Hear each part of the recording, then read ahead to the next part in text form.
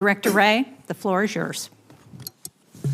Thank you. Good afternoon, Chair Shaheen, Ranking Member Moran, members of the subcommittee. I don't think his speaker's on. Your speaker's not on, sir. Pull it closer, Director. Is that, there we go. Oh, there we go. Good afternoon, Chair Shaheen, Ranking Member Moran, and members of the subcommittee. I am proud to be here today representing the 38,000 men and women who make up the FBI. Every day, our people are working relentlessly to outpace our adversaries and stay ahead of complex and evolving threats. So I'd first like to thank you for your support over the years of our efforts to achieve our mission of protecting the American people and upholding the Constitution. At the same time, I also realize the reality of the environment we're in today, where so many agencies are dealing with tightening budgets. And this year, the FBI has been one of those agencies, with our fiscal year 2024 budget having now come in almost $500 million below what the FBI needs just to sustain our 2023 efforts. And while I very much appreciate this subcommittee's efforts to blunt any cuts, candidly, this could not come at a worse time. When I sat here last year, I walked through how we were already in a heightened threat environment.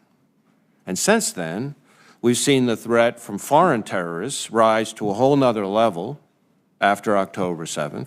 We continue to see the cartels push fentanyl and other dangerous drugs into every corner of the country, claiming countless American lives. We've seen a spate of ransomware attacks and other cyber attacks impacting parts of our critical infrastructure and businesses, both large and small.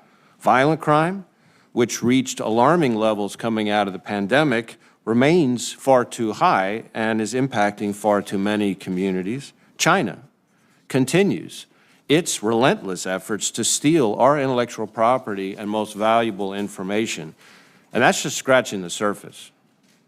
When I look back over my career in law enforcement, I would be hard-pressed to think of a time when so many different threats to our public safety and national security were so elevated all at the same time. But that is the case as I sit here today. And while we have always found ways at the FBI to innovate and make the most with what we have, this is by no means a time to let up or dial back.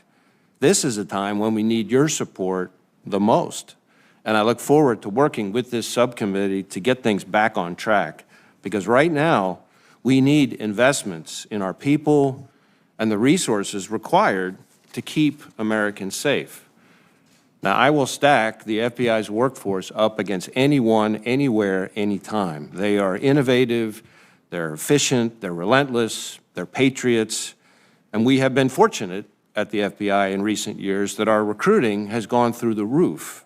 Americans are applying in droves to devote their lives to a career with us protecting others. But we need more positions to be able to bring all the good people we can to the fight, certainly not fewer. And as great as our people are, we also need to equip them with the necessary tools required to tackle today's threats. Now is not the time for less. To fulfill our mission, the men and women of the FBI need more. Terrorism. Just in the time that I've been FBI director, we've disrupted multiple terrorist attacks in cities and communities around the country. We need funding to continue protecting America from terrorism. I touched on this earlier, but there was already a heightened risk of violence in the United States before October 7th. And since then, we've seen a rogues gallery of foreign terrorist organizations call for attacks against Americans and our allies. And given those calls for action, our most immediate concern has been that individuals or small groups will draw twisted inspiration from the events in the Middle East to carry out attacks here at home. But now, on top of that, increasingly concerning is the potential for a coordinated attack here in the homeland, not unlike the ISIS-K attack we saw at the Russia concert hall back in March. China. We're up to something like 2,000 active cases across all 56 FBI field offices focused on the PRC's efforts to try to steal our information and technology. And we need funding to continue countering the threat posed by the PRC, a government sparing no expense in its quest to hack, lie, cheat, and steal its way to the top as a global superpower and to undermine our democracy and our economic success. Cyber. We're investigating more than 100 different ransomware variants, each of them impacting scores of victims, and that's just ransomware. We need funding to continue disrupting all kinds of cyber threats, certainly those from China, but also from a crowded field of sophisticated criminals and hostile nation states like Russia, Iran, and North Korea. The fentanyl epidemic. We've got between 300 and 400 investigations just into cartel leadership, and time again, our folks are seizing enough fentanyl to wipe out entire states. We need funding to continue thwarting the range of threats emanating from the border. Fentanyl, gangs like MS-13, human trafficking, violent crime. Last year, our Safe Streets and Violent Crime Task Forces arrested something like 50 bad guys per day, every day, all year long.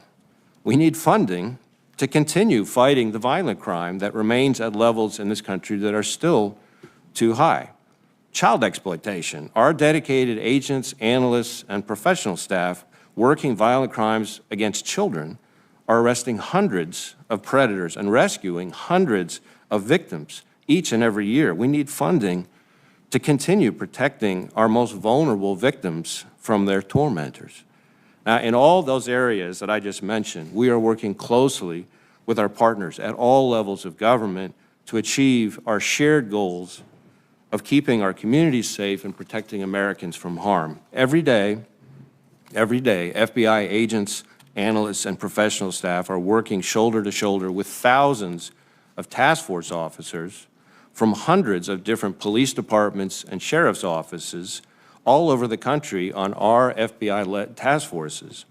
On top of that, we provide technology and expertise, valuable investigative leads like DNA matches, and cutting-edge training to law enforcement nationwide to help them keep our communities safe. So, as I know this subcommittee recognizes, cuts to us are cuts to our partners, state and local law enforcement agencies and officers who are on the ground putting themselves in the line of fire, often quite literally.